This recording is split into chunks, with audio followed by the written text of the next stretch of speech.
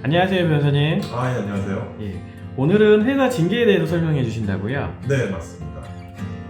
또 제가 또 실장님한테 또 시작 전에 실장님은 회사를 많이 다녀보셨죠? 회사 뭐 저희 법인 전에도 회사를 이렇게 다녀보시지 않았나요? 예, 한 20년 됐습니다, 저는. 요 회사, 제가 오늘 말하는 회사는 공기업을 제외하고 이제 사기업, 이 사기업을 기준으로 말씀을 드리는 건데, 회사 같은 경우에서도 내부적으로 이제 뭐 인사를 관련한 이 부분에서 징계를 할 수가 있습니다. 그래서 네. 취업 규칙도 있고 회사의 뭐 취업 규칙 등 뭐 여러 가지 규정을 이제 만들어 놓고 직원들이 그 규정 위반을 했을 때 이제 징계를 또 이제 하는데, 예전에는 이제 그런 사례가 별로 없었는데 최근에 이제 뭐 최근 몇 년 사이에 징계가 많이 일어나고 그 징계에 대해서도 이제 변호사 선임을 진행하는 사례가 꽤 많습니다. 그래서 일단 회사 징계에 대한 변호사 선임 부분에 대해서 제가 말씀을 드리고 싶은데, 최근에 이제 회사 징계 관련해가지고 회사 징계 절차 과정에서 제가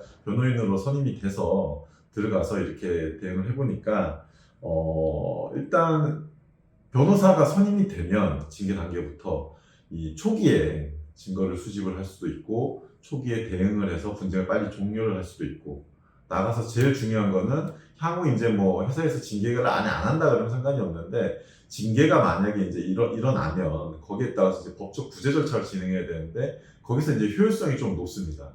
예전에 제가 이제 뭐 경찰 조사 단계에서 변호인 선임 필요성을 말씀드리면서도 그 똑같은 얘기를 했었는데 마찬가지입니다. 뭐 수사 기관은 아니지만 회사에서 징계를 하는 것도 회사도 어떻게 보면 근로자를 상대로 권리를 갖다가 이제 침해를 할 수 있고, 어떻게 보면 권리를 갖다가 이제, 그러니까 어렵게 말하면 침입적 행위라고 이제 보통 우리가 표현을 하는데, 근로자 입장에서는 굉장히 어떻게 보면 자기 권리에 이 구제를 받아야 될 기회 중에 하나라고 이제 보시면 됩니다. 그래서 그 회사 징계 절차 내에서도 변호인 선임을 통해 가지고 조금 더 이제 권리 구제 이 가능성을 좀 높이는 차원에서 선임이 해야 되지 않나. 제가 이제 최근 몇 건 경험해 보니까 그런 사례들이 좀 있는 것 같습니다.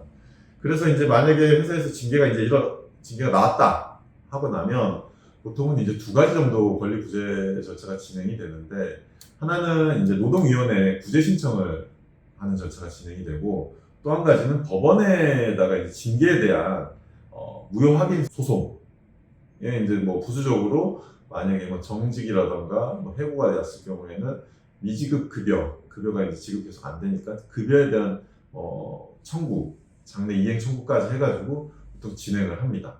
그래서 두 가지 절차가 진행이 되는데 실무적으로는 두 가지를 다 병행해서 진행하는 경우도 있지만, 조금 더 보니까 노동위원회 구제 신청을 조금 더 많이 하는 편이긴 합니다.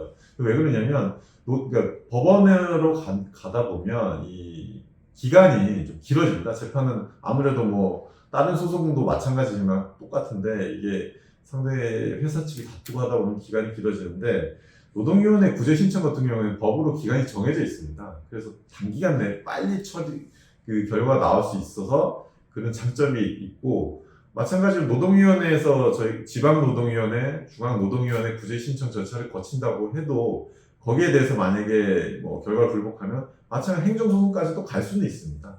그래서 이런 부분들이 조금 차이가 있고, 거기에 더 나아가서 이제 징계 관련해서 부수적인 뭐 또 소송들이 발생할 수 있는데, 징계가 이제 회사에서 보통 뭐 인지라고 표현하기도 조금 애매한데 수사기관이 아니지만 회사에서 알아가지고 징계 절차 진행되는 경우도 있지만, 대부분은 누군가 사내에서 신고를 하거나 해서 진행이 되는데, 그 신고 관련해가지고 뭐 명예훼손 또는 업무방해로 고소를 할 수 있습니다. 이게 업무방해는 조금 애매해요. 이게 무슨 뭐가 업무방해냐 할 수 있는데, 그 신고자가 허위사실을 유포를 했다라는 걸 기준으로 업무방해로 그 고소를 할 수 있는데, 물론 이제 죄가 되냐 안 되냐는 또 수사기관의 판단을 받아봐야겠죠.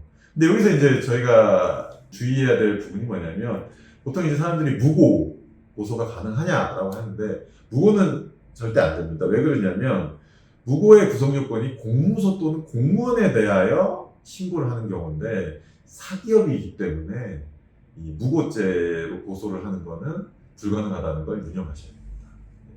그래서 회사 징계 절차에 대해서 제가 쭉 지금 설명을 드렸는데, 제가 결론적으로 당부드리고 싶은 말씀은 뭐냐면 회사 징계도 이게 쉬운 절차라고 해서 소홀히 하면 안 된다는 겁니다. 왜냐하면 초기 단계부터 이게 정리가 잘 돼서 특히 이제 뭐 변호사 선임을 통해 가지고 변호인의 조력이라고 표현을 뭐 할 수도 있는데 그 조력을 받아서 충분하게 증거를 수집하고 사실관계를 갖다 정리를 해가지고 대응을 한다고 하면 나중에 좀 권리 구제를 받을 때 좀 더 수월하지 않을까 그렇게 생각합니다.